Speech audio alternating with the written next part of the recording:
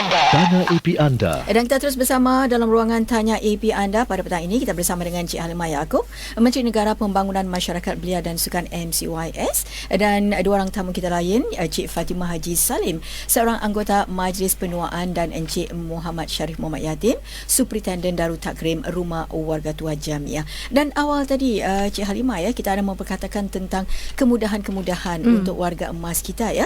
Dan antaranya ialah penjagaan serba lengkap, ya, dan juga perkhidmatan jagaan di rumah, ya. Apa agaknya perbezaan antara kedua-dua ini, Cik Halimah?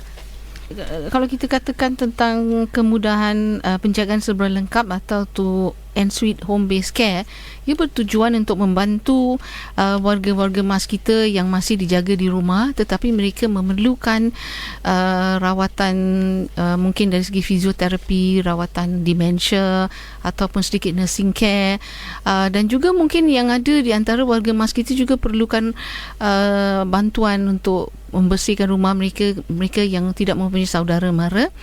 Jadi tujuan diadakan ensuite home based care atau penjagaan serba lengkap di rumah adalah mengadakan perkhidmatan yang serba lengkap, iaitu dari segi sedikit rawatan kesihatan dan juga bantuan sokongan untuk mengadakan pembersihan di rumah dan sebagainya.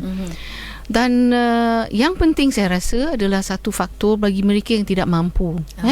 Bagi tidak mampu, mereka yang mungkin dari berpendapatan rendah ataupun langsung tidak mempunyai apa-apa income ataupun langsung tidak mempunyai apa-apa pendapatan, mereka boleh mendapatkan subsidi yang agak tinggi bagi mendapatkan bantuan tersebut.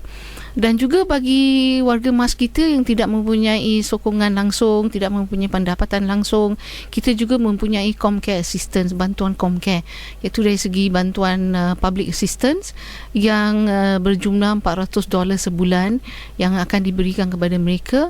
Dan bantuan ini adalah bantuan yang diadakan yang bukan saja bantuan $400 ni, tapi juga bantuan lain-lain yang diadakan, iaitu bantuan dari segi penjagaan di rumah, bantuan yang dikatakan tadi penjagaan serba lengkap di rumah lah. Itu juga bantuan tambahan bagi mereka.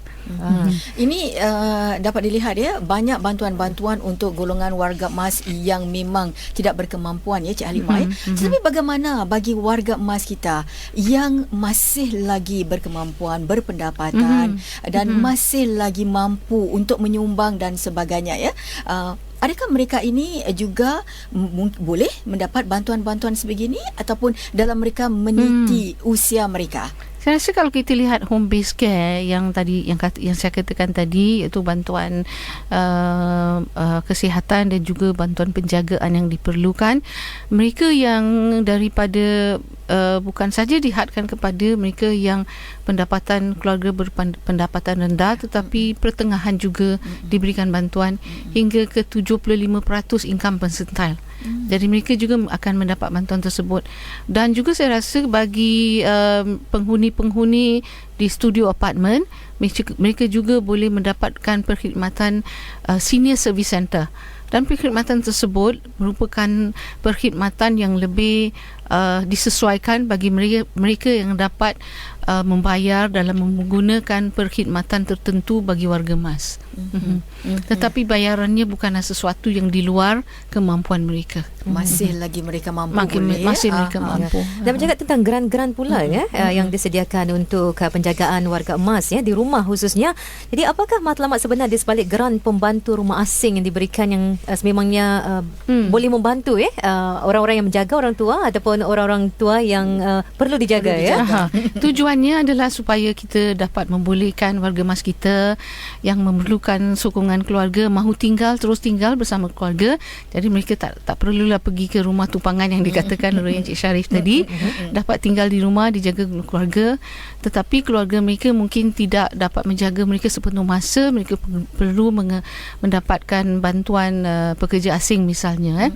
Jadi pembantu asing ni, apa yang dilakukan oleh pemerintah adalah mengurangkan beban mereka.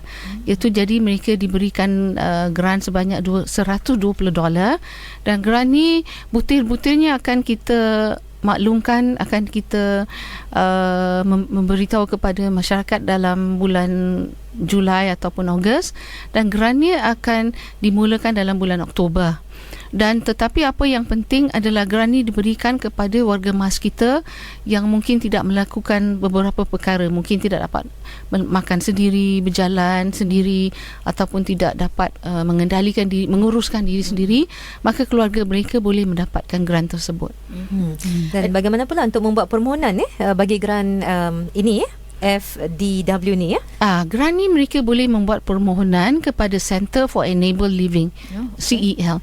Jadi Center for Enable Living ni mereka mempunyai borang yang perlu dipenuhi, tetapi belum disediakan lagi, masih dalam proses menyediakannya. Dan mereka juga boleh membuat permohonan melalui internet untuk mendapatkan bantuan, untuk mendapatkan grant tersebut. Dan grant ni akan diberikan in addition ataupun tambahan dengan sebanyak levy $95 yang dikecualikan daripada levy pembantu asing yang disediakan ada buat masa ini bagi sesiapa yang menggunakan pembantu asing untuk menjaga orang tua di rumah. Jadi $120 dengan $95 saya rasa itu akan amat membantu keluarga-keluarga mengurangkan beban mereka menjaga orang tua di rumah. Dan kita tahu ya bahawa kegiatan-kegiatan yang diadakan khususnya ya di SAC ini ya. Jadi saya ingin tanya kepada Cik Fatimah, kegiatan-kegiatan yang anda adakan selalunya sebab dalam kita meniti usia kita perlukan juga golongan generasi muda kita ya untuk sama-sama memimpin tangan kita, untuk sama-sama membantu kita ya. Jadi bagaimanakah agaknya aktiviti-aktiviti anda mendapat sambutan juga selain daripada warga emas, begitu juga dengan generasi muda agar dapat saling membantu mereka? Okey, aktiviti yang di mana warga emas berganding tangan sama warga yang muda ialah itu bowling, di mana semua sekeluarga boleh mengambil bahagian, dan juga itu music, that means percussion ya, di mana warga tua itu akan datang kadang bersama cucu mereka atau dengan pembantu mereka juga ada. Jadi selain daripada itu, kegiatan yang lain juga tiap-tiap bulan di Kelab Masyarakat Eunos kita adakan satu perjumpaan di mana semua warga emas ni yang sudah mengambil bahagian dalam berbagai program itu akan bersatu di satu malam. Tu orang kata malam santai lah, ya, di mana mereka ada juga yang berkaraoke atau yang ada kegiatan sport stacking tu, dan juga berbual-bual gitu sajalah.